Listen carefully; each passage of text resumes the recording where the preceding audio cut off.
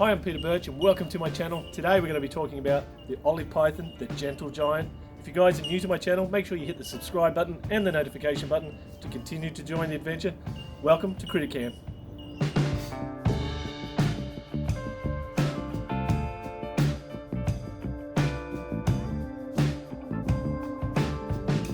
Now, why do I think olive pythons are the gentle giants? Well, it's very, very simple.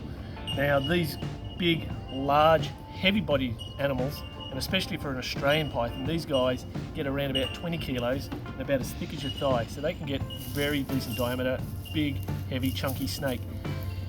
The issues with big, chunky, heavy snakes is that you need to be able to support their bodies, which means you need to absolutely span your hands out and get a really good grip of the animal, make sure you don't drop her or slip, because you can dislocate a back and break a back, which is very tragic to the animal. The second important thing working with large pythons is always be very cautious about having the animals up around your shoulders and especially around your neck. Always be very cautious if the snake throws a bit of a coil around your neck and starts to constrict, because then you could be in some serious danger. The third thing is, when you're working with large pythons, always make sure you have someone around that can help you. So if things go wrong, at least they can ring or chase and get some help.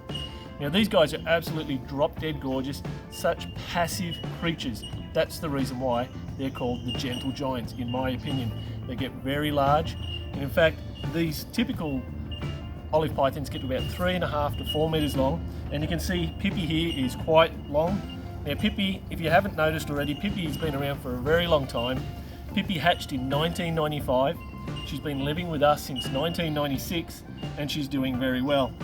Now, they can become quite obese in captivity, so we need to be cautious that we don't overfeed them and make them super big, chunky animals. Like I said, I've seen animals up to about 20 kilos and about that round. At that size, I don't think those animals are going to be doing too much breeding, too much anything, and in fact, it may even shorten their lifespan. So we need to be very cautious about that. We also need to make sure that when we're keeping large snakes, they have large enclosures. Now, you've got to remember, these guys have a lung that's 1/3 of the size of their body. So in Pippy, she's got a lung that's about this long. So you can imagine if she's in a small little cage where she's consistently coiled up and her lungs are sitting on top of each other, she can get a bit of fluid building up around her lungs there, which can cause a bit of an issue. So we need to make sure that they are able to stretch out and move around inside their enclosures. Like all animals, they need to be able to move around. And taking them outside like this and letting them stretch and roam and get some natural sunlight is absolutely amazing. These are absolutely long-lived animals. Like I said, we've had Pippy since 1996. I know a couple of people that have had these guys for about 35 to 40 years. So it's very important when you take on an animal like this, you're in it for the long term, because like I said, long-lived animals need really good captive care situations. You can't just drop it in a cage, feed it once in a while, clean it every now and then and hope it survives, because unfortunately it doesn't go that way. You've really got to be very responsible when it comes to these big animals.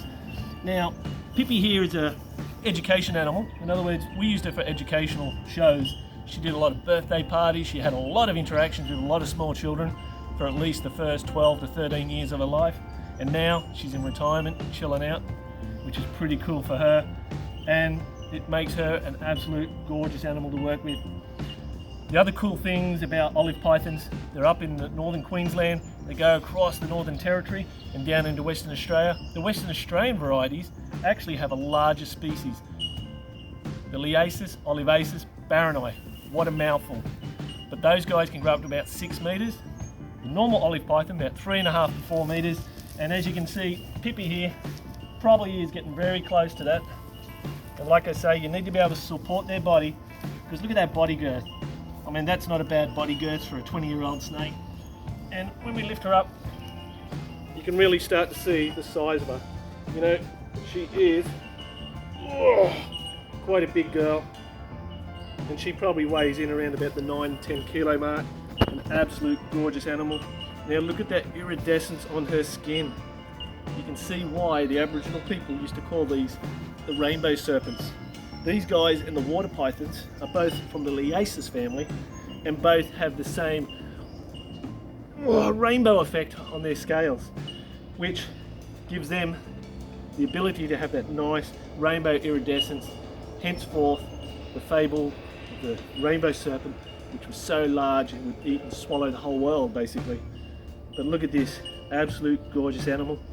Now, might be just a drab colour to most people, but gorgeous at no end. And who would think that Pippy here, at 20 odd years of age, at this size, is still sexually mature? That's right, she's still able to reproduce. And in fact, last year she laid a clutch of eggs, and those eggs come out quite large. Olive python eggs are about 100 to 120 grams, so they're quite a large egg, which means the babies are quite large. And in fact, we've got a couple of little babies, and it's hard to believe that Pippy started off as one of those little babies and has grown into this majestic creature that you can see in front of you today. Now, it's absolutely hard to believe that Pippy started off just like this. Now, as babies, as youngsters, they're a little bit more fiery, as you can see. They're a little bit more protective because you can imagine out in the bush, a lot of things eat these poor little snakes. Water birds, freshwater crocs, fish, a lot of all these other natural predators feast on these guys. But when they get bigger, like Pippy here, Pippy becomes the apex predator. And in fact, olive pythons have been known to take down wallabies and small crocodiles. And as you can see, this guy here, a little bit feisty, but they will calm down. And that's the most important thing, is working with these beautiful animals. You can read their body language, because strictly you can see the compressions there of the spine. It basically means I just want to be left alone, and yeah, it will try and have a bite. It'll strike open mouth, but it really just wants to be left alone, doesn't want to be handled or mucked around with. Reading the body language, working with these animals, you start to read their body language, understand what's going on, and you know the right times to pick them up and play with them and the wrong times. And this is one of the wrong times because it's getting close to dinner time for these little guys, so they're really looking for a good feast. And it's hard to believe that these olive pythons also come in another colour. Now, if olive pythons weren't hard to beat, imagine them as an albino. Well, don't imagine anymore. These guys are absolutely gorgeous. Just like Golden Boy here, he's coming up for a shed. So his golden tones are a little bit undermined right now. But so basically going into a shed, they get a fluid that builds up between the old and the new skin, helps separate them.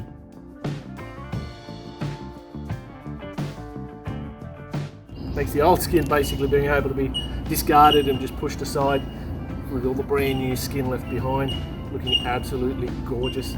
Check out Golden Boy. I'm going to put him up next to Pippy here.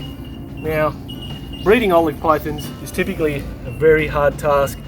I think one of the key factors for breeding olive pythons is that you've got to have a compatible pair, which means the male's got to be compatible to the female. It's not unheard of that when you add a male to an enclosure to breed with a female, that the female will turn around, grab hold of the male and try and kill and eat him. And sometimes when you're using multiple males, when you add the second male to the enclosure, when you remove the first, the second male can smell the first male and then latches hold of the female thinking it's a male. So it can turn into a big catastrophe. You need to be very cautious. And I always recommend using discarded or old skins, sheds, even from the same snake will work, to stir up that male, get him into a bit of a frenzy so that he will actually mate with a female.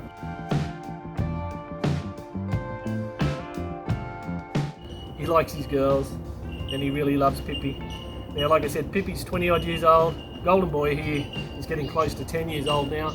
So he's going to live for quite a long period of time. And as you can see, he's tongue flickering, smelling, sensing, very alert animals. Well, I hope you guys enjoyed today's show, learning about these awesome animals, the olive python. I really think they're pretty amazing animals. If you haven't already, make sure you hit me up on Facebook, Twitter and Instagram. And if you really enjoyed today's show, make sure you give us the like button. It's very important. Until next time, guys, I'll probably be out here laying on the grass, playing with the olive pythons. Thanks for watching CrittaCam.